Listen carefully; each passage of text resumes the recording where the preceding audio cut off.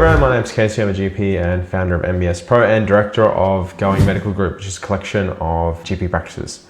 We've got practices, 60 plus clinicians, 100 plus staff that we would sort of, I want to say that I help, but I think actually a lot of other people help me more because that's, it's very much a team approach. I want to talk about today, which is this funny thing, but I think really useful. It's this concept of, a couple of concepts actually. So this concept of, one, you, as in me, so I'm talking about myself and the reflective type, I guess, but you may not be the best at what you're doing, being a practice owner. It might be you that is the bottleneck and stopping things from growing, and stopping things from just happening. And you may not be, just generally not that good. What a down and a start on. What I mean by that is, and what I'm going to be talking about in this video is how to hire a chief operating officer. So we decided as a group that, and when I say we, I mean me and my wife, decided that we're moving into this, larger sort of structure. It's a pretty big business now.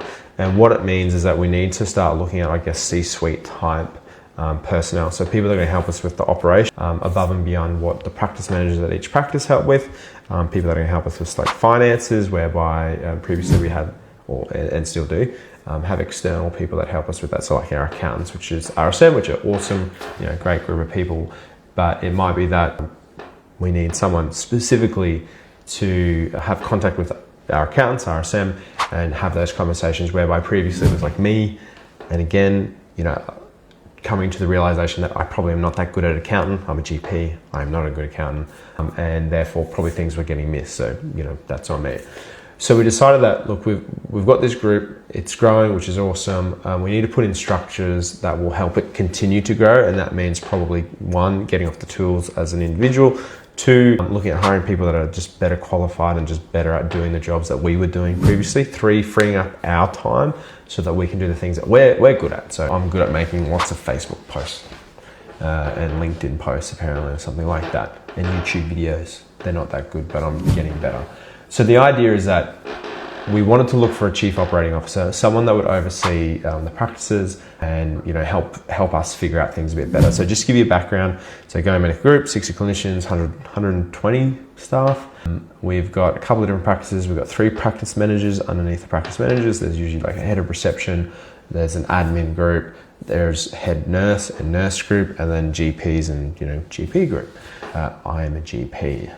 I do have a little bit of a background in business, but I really don't want to overstate that. I've done an MBA, so I have an idea of sort of how things might operate, but again, don't want to overstate anything. So we thought we'd hire a COO. I want to talk about in this video how we actually did that. So what was the background? How do you hire a COO? Like, what does it even mean?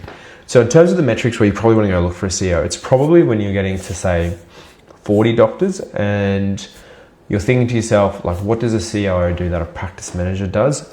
For us, the COO is someone that would work between all the practices. So we've got the COO plus the practice managers and my wife and myself as sort of like an executive group. And then we've got in each practice, we've got like a leadership team. So that might be head reception, head nurse, practice manager, and the COO who would essentially be us when we're not there. So that frees up our time so we can do other things. So that's the general structure. That's what we were aiming for.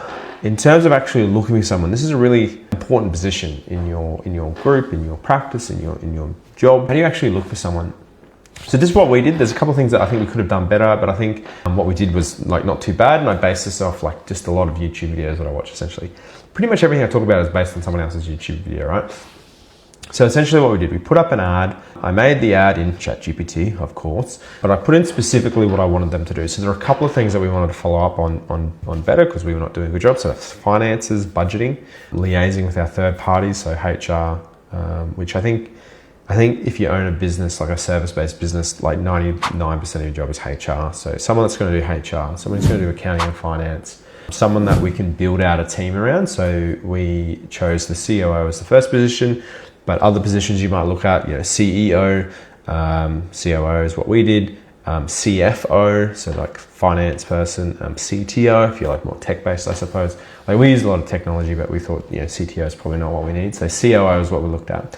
So made an ad in ChatGPT. We put down the specific tasks that they wanted to do. So those couple of things that I mentioned, plus a few others. And we put that out on LinkedIn and Seek. And I thought that was pretty good.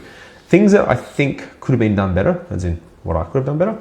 I probably would have put out like a price range of what we're looking for. I think that would have sort of sifted out the people that were, lower and higher than what we were looking for. I own a general practice or the group, should I say, but one of the general practices that we own is in a rural area. So I think what that meant is that we got a ton of people that applied that had no experience as a practice manager or even in business in general.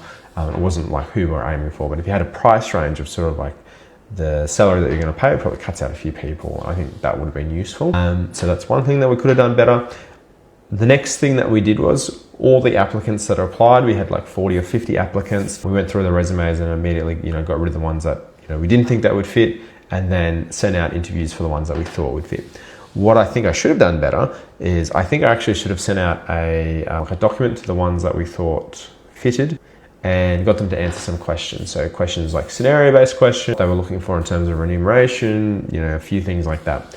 We actually did the interview first and then sent that document out. I think I should have done it the other way around, and that probably would have cut down on the amount of interviews that you do. When you think about what you do as a service-based business, or really in any business, I think your main job is to be a recruitment agency. I know that sounds funny because I'm a GP.